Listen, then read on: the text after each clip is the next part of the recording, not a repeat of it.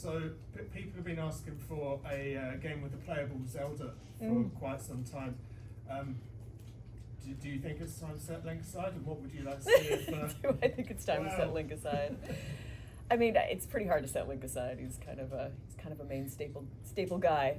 I also say, like, Hyrule Warriors, you know, they have playable Zelda, so that has actually occurred. I was literally going to bring that up if you didn't, and she's a badass in that. Like, the very first time you see her, she's like... You've played a lot of her, haven't you? Yeah. She's got all kinds of different weapons in that, but she's immediately in charge of the kingdom. She's on the front lines. And I was going to say, we got the CDI games. We had a game featuring Zelda way back when. Yeah, you understand, so... Yeah. I think that I'm glad that they're not as afraid to give other characters the limelight nowadays. And I think it's always really cool when Zelda takes the fray, because she's really quite powerful. Even if she doesn't start out confident in Breath of the Wild, it's like... There's no shame in feeling the weight of the expectations placed upon you, but that means when she finally... you know, takes control of that power and puts it to use, it's a really empowering moment. So I think it's really cool. Well said. Revali / Deku, with all the wisdom. Revali cares for Zelda. He doesn't care so much for Link, but yeah, you can tell. We need Zelda teaches typing. Mario did it. Now we need Zelda to do it. She should teach like font writing. Yes, it's like all the different kinds of... I'm so envious of your ability. Every time you get your paws on someone's print first before I do, I'm like, yeah, well, I could draw Triforce. Spend all of calculus doing that. He's talking about Hylian. I write in Hylian, so... She taught herself the script and can just write it without looking up a guide. It's impressive. You're going so far off topic. I'm so sorry. Yeah. But no, I know, it doesn't matter. But just wait till she learns how to summon the ball of light. She's working on that too. In real life, yes. Yeah. Right now, all I can summon is like Play-Doh and cake and things like that. But yeah. I think a question from Connor. So of course in Tears of the Kingdom, Link basically replaces his arm with like a super-powered arm. If you could replace one of your limbs with anything, what would it be? Ooh. Why don't you go first on that one, Sean? Because I feel like this is either going to be really fun or really stupid. I've entertained that question before because I ask people if each of your 5 fingers could shoot like a different liquid out, like, and it's fresh, like it's hot chocolate, it's coffee, it's whatever. What are the 5 drinks that you would want? So for me, it was like orange Fanta and like something else. If I go to replace the arm, when I was younger, I was a big Full Metal Alchemist person. So, like, the whole idea of the automail arm and just having something that, you know, you have to get it repaired, but there's not really, like, the pain receptors and stuff like that. But that was more of an interest in, like, the alchemy sort of things than the replacement of the arm. So, it's hard to ask of, like, what I would replace it with, because it's like, does it really matter what you replace it with if what you want is the power that comes with it? If it's the psychokinetic powers, or if it's, like, an elemental thing. There's an anime called, is it Escried? I don't know how it's pronounced, but the dude in that has kind of like a power glove arm, where it's got like this red casing with like spikes that go up the back, and I don't know if it actually does anything functional, but I would definitely want to punch someone with it on. It looks like it's really cool, you know? Vines.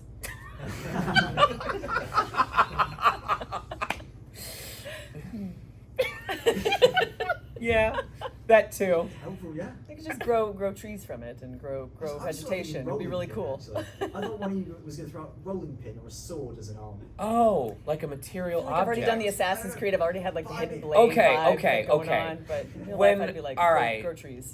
I wouldn't replace the arm, but I would like to do like one of those Assassin's Creed like switchblades that are like run along the inside of your forearm. So like if I ever end up in a bad situation, you like push a button and it flicks, and you're just like, all right, let's go, let's tussle. Even a plastic one. I would get beaten up very quickly, but it's fun to pretend. Question? Yeah. So how has your performance changed between the 2 Zelda games, between Breath of the Wild and Tears of the Kingdom? You both have different roles to an extent, especially you, Patricia, as Zelda. How has your performance changed? I would say, I mean, it's certainly evolved from the first one. I think she had more wisdom and a lot more experience, and I think that kind of shows up between Breath of the Wild and then also Hyrule Warriors, and by the time you get to Tears of the Kingdom, even though they're not chronologically supposed to be part of the same world, they still are part of that same world. So I feel like I was able to spend some time actually expanding upon the work that I did in the first game, and also new script, new director, new team, you know, like partly at least. That always changes the feeling that you get in a room and what you're going to do with it. So you are also going by that script and what they offered for the third game, or for the sequel, sorry, was a really exciting palette. Obviously no spoilers, but you know, for the people who, yeah, it was very exciting to be able to evolve through that. So, yeah. People won't be surprised at all because Revali is a sarcastic jerk, but I've often said that I wish I had known what we learned when recording for the DLC of the first game back when we were recording for the main game, because like from the recording process, we weren't always given everything in chronological order, so there's a lot of stuff I figured out towards the end. I'm like, oh, okay, this makes more sense in regards to this. When I came in to record for the DLC and we got that background info, I was like, oh my god, it all makes so much more sense now. And then by the time, you know, Hyrule Warriors Age of Calamity came around, I very much understood the characters from different perspectives at that point. So for me, it was kind of, from a performance perspective, it was interesting seeing me go from just kind of figuring this out as I went along, much like Link would, to by the time we were in Hyrule Warriors Age of Calamity, I was so in tune with the characters that switching between Revali and Teba was easy. It was actually kind of impressive even to me, because there's a cutscene where they talk to each other, and people who don't know are like, I didn't know that you voiced both of them. But for me in the booth, I knew them so well by then that it was just, are we doing Revali's lines? Okay, now into that. Are we doing Teba's lines? Okay, now into that. And you would think it was two completely different people. So it's a good example of how, as actors, we really appreciate having as much info as possible, not because we want to spoil it for anyone, but because if we understand motivations, if we understand backstory, it makes it so much easier to make educated choices about why we are saying what we are saying in a way that will convince the player base as well. You're right, that's a great point. Yeah, and even just, I think, what happens outside of a game over years, you know, we went through a pandemic and all these things, and then coming back to a role, especially in a sort of, you know, dystopian universe like that, you can kind of add parts of your life from outside and inside, and it's all just a little more rich as it goes along, so it's really cool. Any other question? So there are lots of people out there who really want to see more of Tingle in a new Zelda game. If we got a game starring Tingle again, who would you want to act alongside and see voice that role? Oh my god. Keanu Reeves. Easily Keanu Reeves. I'm gonna go with that too. He does all his own Keanu stunts, Reeves. man. Oh, I don't yeah. know if you've seen this, because I can explain this in detail, because I was playing Hyrule Warriors. First of all, you know who Tingle is as a character, Yes. is, yeah? So, like, the I had a funniest great thing to me... cosplayer recently come up as Tingle. I'm trying to think which The con it was. funniest thing to me is, as a teen, we're like, who is this creepy man in my Zelda game? I want nothing to do with him. And as 30-somethings, we're like, that is life goals right there. That man is living his best life, dressed up however he wants. He's got the butt wiggle that he does when he runs. In Hyrule Warriors, when you So run you want with to him... see Keanu Reeves do the butt wiggle? Yes! Is that what you're saying? When you run as Okay, him... I'm not saying that you're saying that, just to throw it out when there. you run as him with every gallop, he goes like, ho, ho, ho. He does like little funny noises, and there's confetti coming out of his backside at the same time. And I think Keanu, as someone who does like basically all his own stunts, if he can waggle his buttocks like that, move over, Tay-Tay. I'm sorry, new favorite. I'm gonna leave that there. I was just wondering what the influences were behind your voices in the game. You will definitely want to go first. I've answered different things for this, like initially when you go in for like a very first audition, when I didn't know what it was, I did think of like Emma Watson and other voices, just to kind of like as a very vague reference, but it's sort of not exactly where it ended up. Once I got the audition and I started recording the lines, it sort of just kind of becomes your own, where it sits well in you and what makes sense with the urgency that's coming out of that. And I suppose there's, on some level, like, you know, I studied in London at one point years ago. I did a master's degree over here of classical acting. Right, some sort of, I use a little bit of inspiration from that and a little bit of inspiration from other things I've done on stage, just a loose amalgam of things. I looked up London in Wikipedia once, so it's pretty much the same thing. I think I got a lot of inspiration.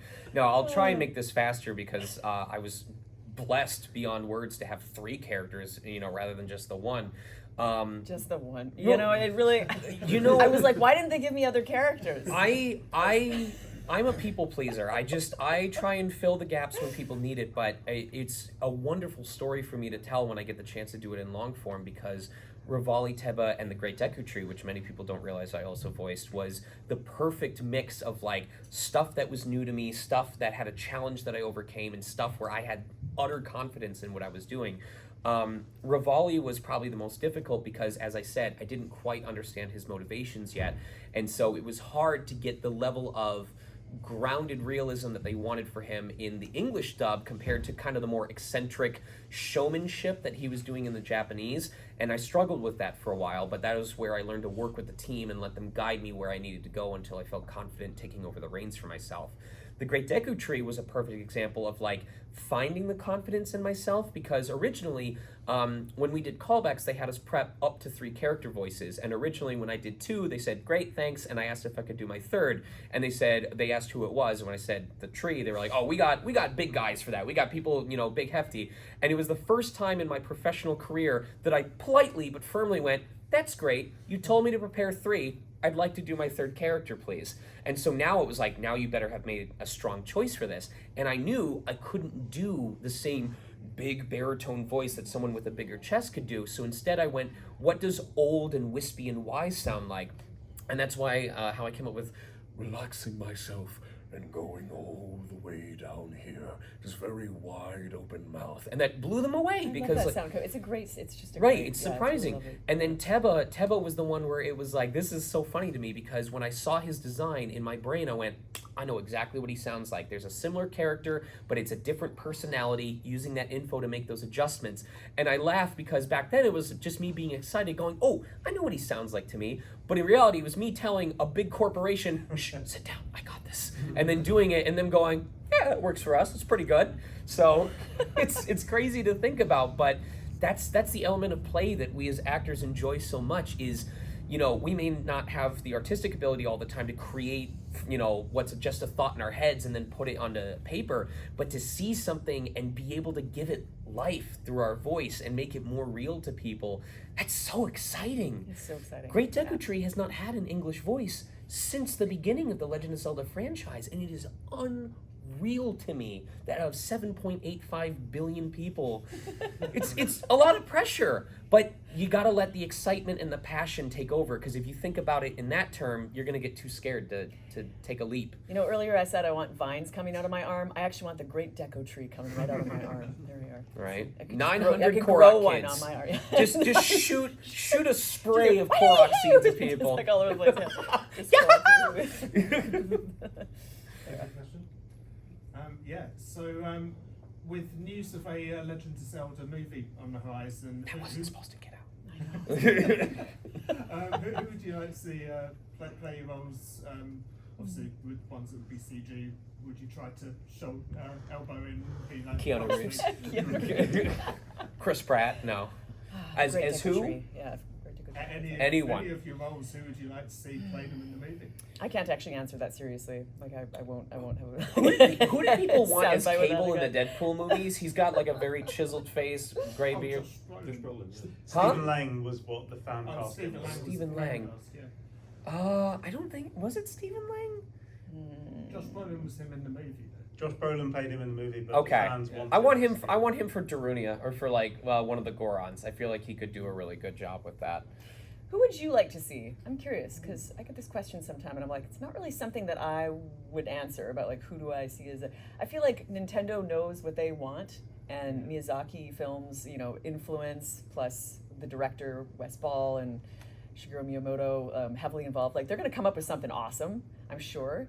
But so I'm just like I'll wait and see like whatever that's going to be. You know, Right. but, We try to not to ever make any assumptions, because I'm sure a lot of people wonder, would you come back for the movie? First of all, that's not our decision to make. Yeah. But we are always grateful for the chance to get to reprise roles, but we also understand that different companies want to make different decisions about different things. So I'd play anything with Nintendo ever. Like I love working with them. yeah. Yeah. Voice So. of Korok, I would do, you know. We often seriously. we learn at the same time as everybody else. So Mm-hmm. yeah. Can I get a question back?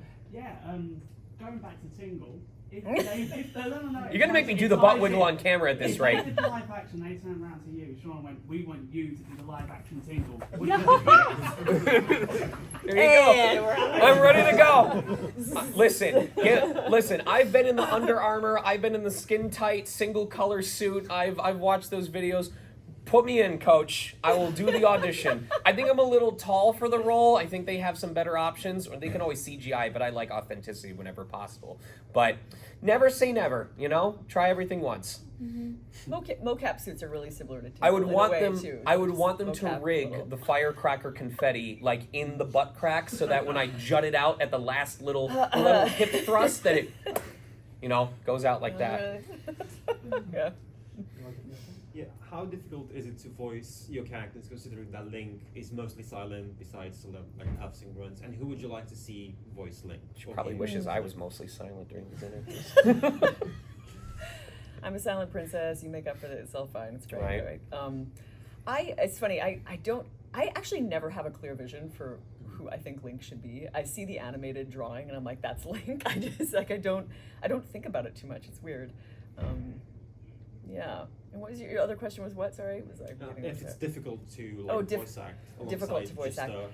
Everything that we do in terms of dubbing and so much video game work, it's all done where most of it is done without other people in the room. So sometimes we don't even have contextual lines surrounding our characters where we will get the info from the director on what context the line has, but there are times when we will get the whole scene and we can see who we're responding to. There are times when it is literally just a sheet of our characters' lines, like 200, 250, and we just go through them one by one with no surrounding context. Yeah. So for many games, if it sounds like everyone was in the room having the actual conversation with each other, that just means it's a bunch of really good actors who know how to make it sound realistic.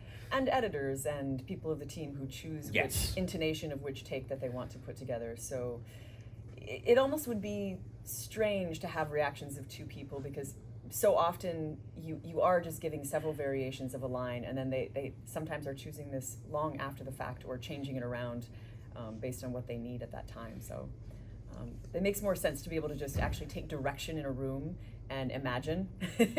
That would almost be better sometimes than having somebody to react directly. I would almost argue that in a franchise like Zelda, where the protagonist is known for being silent, that it's almost a little easier to kind of play up characterizations because I've always treated, especially Breath of the Wild, I treat it as Nintendo's version of Mad Max, where the story is never really about the main character, it's about the world that the main character is involved in. You know, in Mad Max... What do you mean? What? Just kidding. I'm like, did I say something wrong? You know, they explore, they discover a tribe or a group or someone that has their own issue, they find out what the issue is, they assist those people, and then here's the important part, they move on. And it's that kind of moving on and leaving them behind that goes, oh, there was that experience, and it leaves you, the viewer, the player, with like, but I enjoyed that world. I wonder what else they get up to. And that kind of, that longing, that passion, that desire to wonder what if is what keeps the project alive beyond what, you know, what the main character does, because it's not about them. It's about everyone that they've gotten involved with over their time. So. Yeah. Thank you, everyone. I'm sorry, I think there's a scheduling class. You need to be at your next appointment. Do we have photo ops or something? Anyway, I don't. But thank you so much. You were wonderful. The questions and the Thank answers you. were great. I hope so you all thank practice your everyone. hip thrusts and your butt checks for me. Yeah. I want to see all of you in that audition room. Team Tingle, baby. Team Tingle. Give them the tingle. We need a shirt that says that, actually. We should wear. I want a shirt that says, Team I'm going to give Tingle. them the tingle. We'll see how that goes.